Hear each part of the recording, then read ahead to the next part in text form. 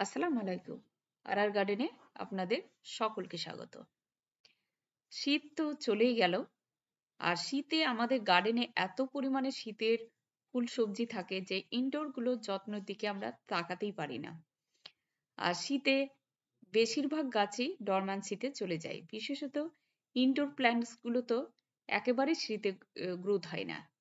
আর growth তো দূরের কথা, শীতে গাছের পাতা পোড়া পোড়া হয়ে যায়, হলুদ হয়ে যায়, পাতা ঝরতে থাকে, এসব সমস্যাগুলো হতেই থাকে। আর আমরা তো অন্যান্য ফুল ফল নিয়ে ব্যস্ত থাকি, সুতরাং ইনডোরের যত্ন সেরকম করতে পারি না। আর আজকে আমি ইনডোরে একটু যত্ন নেব, তার জন্য 5খানা ইনগ্রেডিয়েন্টস ব্যবহার করেছি। আর তার মধ্যে সব থেকে গুরুত্বপূর্ণ ইনগ্রেডিয়েন্টস হচ্ছে কলার খোসা আর এই লেবুর খোসা। এগুলো আপনারা কখনোই ফেলে দেবেন না। এই কলার খোসা আর লেবুর খোসাতে প্রচুর পরিমাণে পটাশিয়াম থাকে, ক্যালসিয়াম থাকে, যা আপনার গাছের জন্য ভীষণভাবে উপকার। এই যে ডরম্যান্সি চলছে, আর ডরম্যান্সি ভাঙার পরে যে গাছগুলোর নতুন গ্রোথ আসবে, তার জন্য কিন্তু মানে ব্যালেন্স খাবার খুব দরকার। তো এই খোসাগুলো আপনারা একেবারেই ফেলবেন না। এই খোসাগুলো শুকিয়ে রাখবেন। শুকিয়ে সেটা ড্রাই ফার্টিলাইজার হিসাবে আপনারা গাছে ব্যবহার করতে পারেন। আবার এটা ভিজিয়ে লিকুইড ফার্টিলাইজার হিসাবেও গাছে ব্যবহার করতে পারেন। শুধু ইনডোরই না, আপনি আউটডোর অন্যান্য ফুল ফলেও কিন্তু ব্যবহার করতে পারেন। তো আজকে আমি কলার খোসা, লেবুর খোসা দিয়ে একটা ফার্টিলাইজার তৈরি করে নিচ্ছি। আমি এখানে প্রায় 1 লিটার মতো জল নিয়েছি। আর 1 লিটার জলে কলার খোসা আর লেবুর খোসা, মোটামুটি 4 থেকে 5টা কলার খোসা ছোট ছোট করে টুকরো করে কেটে নিয়েছি, আর 4 থেকে 5টা লেবুর খোসাও টুকরো করে কেটে নিয়েছি। দিয়ে ফুটিয়ে নিচ্ছি।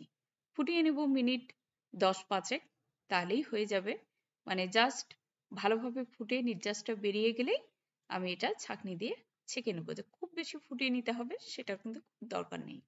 মোটামুটি যখন দেখবেন যে একটা কালার চলে আসছে, তখনই কিন্তু নামিয়ে নেবেন। 5 মিনিট থেকে 10 মিনিট, তার বেশি না। তো আমি ছেঁকে নিয়েছি, আর এটা ঠান্ডা করতে রেখে দেবো প্রায় 24 ঘন্টা রেখে দেবো। 24 ঘন্টা পরে যখন কালারটা চেঞ্জ হয়ে এসছে, তখন আমি আর একটা অন্য পাত্রে নিয়ে নিয়েছি। আর এর সাথেই আমি 2খানা ইনগ্রেডিয়েন্টস মেশাবো, যাতে গাছ তার মানে প্রকৃত প্রাণটা ফিরে পায়। আর এখানে আমি দেব, এই লিকুইডটার সাথে মেশাবো 1 টিস্পুন হলুদের গুঁড়ো। হলুদের গুঁড়ো মানে ফাঙ্গিসাইডের যেমন কাজ করবে, সেই সাথে কিন্তু ফার্টিলাইজার হিসাবেও কাজ করবে। আর গাছে এ সময় ডরম্যান্সিতে যখন থাকে, তখন গাছের পাতা হলুদ হয়ে যায়, পোড়া পোড়া ভাব থাকে, বা গাছের পাতাতে ফাঙ্গাসেরও আক্রমণ ঘটে। তাই হলুদটা দিলে কি হবে, যে গাছটা পুনরায় মানে রিগ্রোথ হতে পারবে।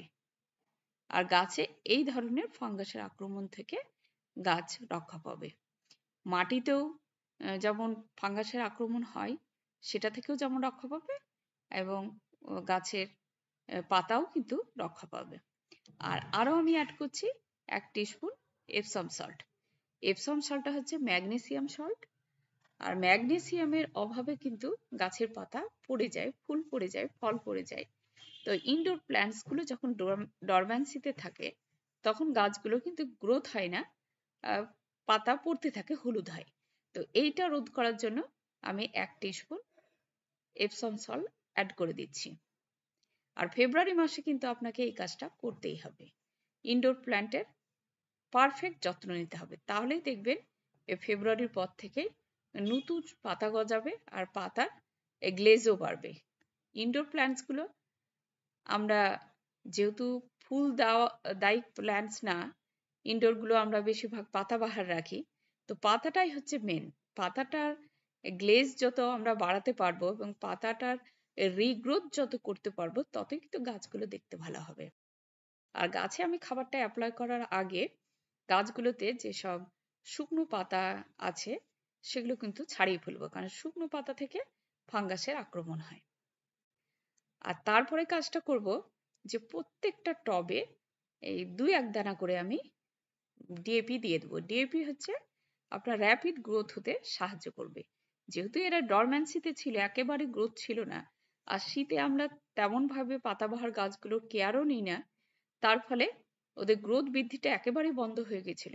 তাই আমি চাইছি যে একটু দ্রুত গ্রোথ বৃদ্ধি হোক, তার জন্য আমি টব হিসাবে ডিএপির দানা দিয়ে দেবো। যেগুলো ছোট সেগুলোতে 2 থেকে 4 দানা, আর যেগুলো খুবই স্মল সেগুলোতে 1 দানা করে দেবো। এগুলো পাতাবাহার গাছ, এই জন্য খুব বেশি ডিএপি লাগবে না, ম্যাক্সিমাম 4 থেকে 5 দানা, তার বেশি কিন্তু দেওয়া যাবে না, তাহলে গাছের পাতা কিন্তু আবার পুড়ে যাবে, তো সেটা খেয়াল রাখতে হবে। আর যেখানে অবাঞ্ছিত ডাল দেখবো সেগুলোও কাটবো। আবার এই যে পোড়া পাতাগুলো আছে, সিঙ্গোনিয়ামের পাতাগুলো বেশ পুড়ে পুড়ে গেছিল, সেগুলো সব কেটে ফেললাম। আর এই গাছটার পাতা একেবারে শুকিয়ে গেছে, আমি যতটা পাচ্ছি হাত দিয়ে রিমুভ করে দিচ্ছি, একটু ঝাঁকিয়ে নিয়েও আর কি সরিয়ে ফেলছি পাতাগুলো, যতটা পারা যায় রিমুভ করে নিচ্ছি। অ্যাগলোনিমা এর আগে আমি যত্নটা করে রেখেছিলাম শীতের মধ্যে, ওই জন্য গাছটা অনেক গ্রো করেছে। তো এর চারপাশ দিয়ে আরো কিছু ব্রাঞ্চেস বেরিয়ে গেছে, এটা আমি কাটিং থেকে লাগিয়েছিলাম, এটাকে আবার রিপোর্ট করতে হবে, আরো 4-5টা গাছ বেরিয়েছে, তো সেগুলো আলাদা করে নিতে হবে।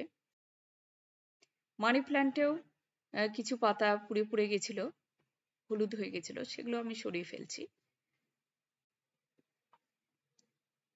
আর এই প্ল্যান্টটা আপনাদেরকে দেখাই, পাতার নিচে কিন্তু ফাঙ্গাসের আক্রমণ হয়েছে, মানে সাদা সাদা ছোপ ছোপ ফাঙ্গাসের আক্রমণ। তো এই জন্যই কিন্তু হলুদ ইউজ করাটা খুব দরকার।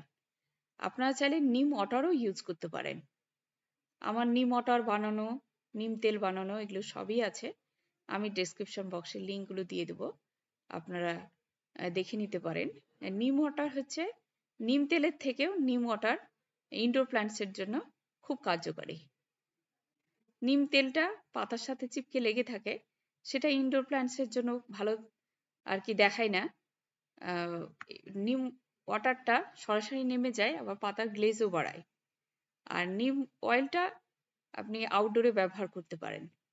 তো এই যে সলিউশন যেটা বানিয়ে রেখেছিলাম, তো সেই সলিউশনটা আমি 1.5 লিটার বোতলে নিয়ে নিয়েছি, সেটাতে 1 লিটার ছিল, কিছুটা কমে গেছে, ডাবলেরও বেশি জল দিয়ে দিয়েছি, দিয়ে একেবারে ডাইলিউট করে নিয়েছি, পাতলা করে নিয়েছি। তারপরে প্রত্যেকটা গাছ আমি ধরে ধরে স্প্রে করব, পিছন দিক মানে পাতার উল্টো দিকগুলোতে অবশ্যই স্প্রে করতে হবে, আর উল্টো দিকে কিন্তু বেশি ফাঙ্গাসের আক্রমণ হয়। তো এই কাজটা যে আপনাকে বারবার করতে হবে তা নয়, আমি যে এই একবার করে ফেললাম আর আমার 1 মাসের মধ্যে আর করতে হবে না। ইনডোর প্ল্যান্টসের জন্য আপনাকে রোজ কেয়ার নিতে হয় না, আপনি একদিন কেয়ার নেবেন, নেওয়ার পরেও আপনি যদি ইচ্ছা করেন আমি 2 মাস কোনো কেয়ার নেব না, তবুও দেখবেন ইনডোর প্ল্যান্টগুলোর চেহারা কিন্তু আপনি চেঞ্জ দেখতে পাবেন। অল্প কেয়ারে কিন্তু আমাদের ঘরের ভেতরটা আর কি খুব সুন্দর সাজানো যায় ইনডোর প্ল্যান্ট দিয়ে, আর ফ্রেশ অক্সিজেন তো অবশ্যই দেয়। আর এই সমস্ত গাছগুলো খুবই অল্প আলোতেই বেঁচে থাকে, অসুবিধা হয় না। সিঙ্গোনিয়াম তো একেবারে আপনি ঘরের মধ্যে রাখতে পারেন, মানে জাস্ট লাইটের আলো থাকলেই কিন্তু সিঙ্গোনিয়াম, মানি প্ল্যান্ট এগুলো বেঁচে থাকে। এই ধরনের প্ল্যান্টগুলো আপনি রিও, এই টাইপের প্ল্যান্টগুলো আপনি ব্যালকনিতে রাখতে পারেন, যেখানে অল্প আলো পৌঁছায়, তাতেই কিন্তু রাখা যায়। আর বারবার জল দেওয়ারও দরকার হয় না, যখন দেখবেন মাটিটা শুকিয়ে গেছে তখনই জল দেবেন। আর এই যে স্প্রেটা আমি চারিদিক দিয়ে দিচ্ছি, মানে উপরে নিচে সব জায়গাতে দিয়ে দিচ্ছি, আর কিছুটা কিন্তু মাটিতেও আপনাকে দিতে হবে, মাটিতেও দিয়ে দেবেন। আর এইভাবে গাছগুলোকে পরিষ্কার করে নিয়ে রোদে কিন্তু আজকে আমি রেখে দেবো, ফুল সানলাইটে রেখে দিচ্ছি। আমি আউটডোরে এই গাছগুলো নিয়ে এসে সব আউটডোরে একবারে সূর্যালোকে রেখে দেবো, পুরো সারাটা দিন রেখে দেবো, রাত্রিবেলায় রাখবেন না। রাত্রিবেলায় আমি কিন্তু ছাদ থেকে উঠিয়ে নিচে নিয়ে গেছি, রাত্রিবেলায় রাখলে এখনো ফেব্রুয়ারি মাসে কিছুটা কুয়াশা হচ্ছে, আবার যেই শিশির পড়ে যাবে পাতার উপরে আবার আপনার সেই পোড়া পোড়া ভাব হয়ে যাবে। সুতরাং রাতে একেবারে শেডের বাইরে রাখবেন না, শেডের তলাতেই রাখবেন। আর এই কেয়ারটা নেওয়ার দিন 15 পরেই দেখবেন গাছগুলোর অনেক চেঞ্জ এসেছে। আর মাঝে মাঝে ইনডোর প্ল্যান্টস গুলোতে স্প্রে করতে হয়, পাতাতে স্প্রে করতে হয়, তাহলে পাতাতে যে ধুলোবালিগুলো থাকে সেগুলো ধুয়ে যায়। আর মানে মাসে একবার আপনি পুরো স্নান করিয়ে দিয়ে একটু সূর্যের আলোতে রেখে দিতে পারেন। এইভাবে যত্ন করুন। আর ডরম্যান্সি পিরিয়ডের যে যত্নটা আমি 4খানা ইনগ্রেডিয়েন্টস দিয়ে যে যত্নটা করলাম, এটাই হচ্ছে পারফেক্ট যত্ন। এর থেকে বেশি কিছু যত্নের কোনো দরকার নেই। এই যত্নটাই করে রেখে দিন আপনার ব্যালকনিতে, ঘরে। দেখবেন গাছ এত তরতাজা হয়ে গেছে ফেব্রুয়ারির পরে, আপনার দেখলেই ভালো লাগবে। তো এখানেই শেষ করছি। সুস্থ থাকুন, ভালো থাকুন। পরবর্তী ভিডিওতে আবার আপনাদের সাথে দেখা হয়ে যাবে ইনশাআল্লাহ।